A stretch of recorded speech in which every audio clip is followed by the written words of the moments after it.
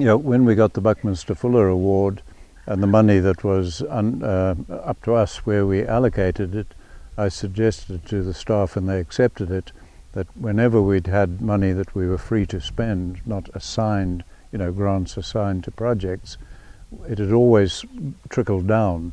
We'd bought the things we needed, computers or office equipment or whatever. And when we got the Buckminster Fuller money, I said, look, we got that because of the herders, the labourers, the people that had done the work on the ground that had produced the results. And so I suggested now we would spend the money upwards and start at the bottom, what our lowest people needed, improve their lives, etc. So that was readily accepted by the staff, and we've done that. You've been and seen the crawls, the nice tents the herders are in. A year ago they'd have been just under whatever scraps we could find. Now they've got decent tents and so on. And these are the houses.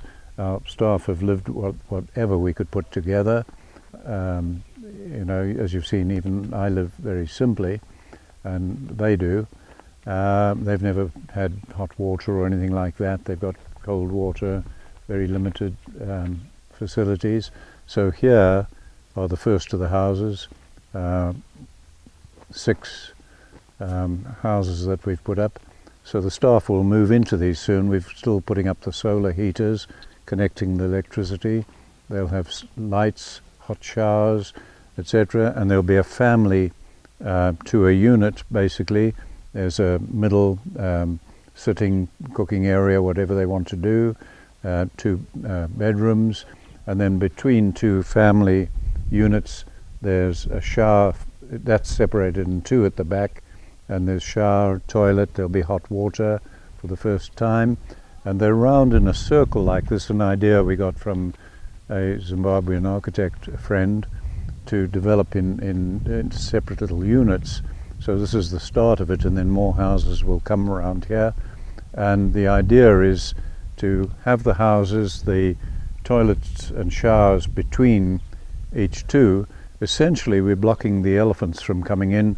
You see this tree here pushed over by the elephants. They come all in here, and the aim is to have the housing around like that. That's how it'll be open. We can put a barrier if need be, but they'll be able to have their own gardens in here, grow some of their own vegetables and everything, and we can make it relatively elephant proof and safe for all of them, because we do get, as I say, the elephants coming in at night. The housing, these are built with cement blocks because that's the more traditional way, but at the same time I got them to build that final house there without cement blocks and totally of local materials. In other words, these are built the conventional way because that's what the staff were used to, having to transport in river sand, etc. That house over there, which I think looks better and it'll last just as long, is just the local sand, Kalahari sand, from the ridge up there, transported in, and the blocks built on the wall so that you don't build a block and get breakages and wastage. So that actually will cost us less, and now that they've seen that that works, the rest of the houses will be built that way. Other than that, they're the same, and if you picture, you can see the toilets between the houses. If you come over here, that'll be the toilet and shower for these 2 families, and then the next 2 families will have theirs over there, and so it'll go. So that they don't have to go to a communal area now. Each family will in fact have its own shower, its own toilet, etc. It's a big improvement on what we ever had, and this Buckminster Fuller support made that possible. So how many houses are there going to be altogether? Well, there'll be another 6 or at least around here, so it'll be 12 around this circle. Then we'll build another circle, and gradually we'll demolish that over there. So you're basically building a little community here. There's Yes. going to be 12 houses. Correct, round, and then there'll be another unit like that.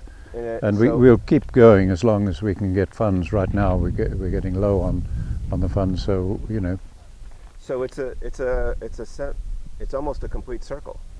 Yes, it would be a complete circle, but we want to leave this side open onto our football field, because we have a soccer team actually doing very well. It'll be 2/3 to 3/4 of a circle. Yeah, With a garden in the middle. garden in the middle. And then this side where there's the least, the elephants tend to come in from that side. If they do come in from this side, we can fairly easily put a barrier across or a simple electric fence across or something. And this is what the Buckminster Fuller grant has helped. This is one of the award. things they've helped us do, and you saw with the herders. But as I said, we've now running out of the money, but we've gone from the bottom up. That's fantastic. You're using the Buckminster Fuller money to make these two sort of semicircular communities. Yeah. And I assume the hot water will come from the solar. That's coming from the Buckminster money. Yeah, there'll be a solar heater for each two family units. Yeah, will have their own solar heater. And this area in front will be the garden. Yeah, this will be the garden, and you can see what I mean about the elephants from the tree pushed over here. Right. They come right in here, particularly if you had a garden. So we have this idea of the homes around the gardens making it hard for the elephants to get in. Right. Now what about the current community over there? Do they have a garden? Yes, they have little gardens and they fence them off to the best of their ability, but once we get this it'll be better and they'll have a much bigger garden area. So what's the name of this village going to be? Oh, we haven't given it a name. Have to call it the Bucky Village or something.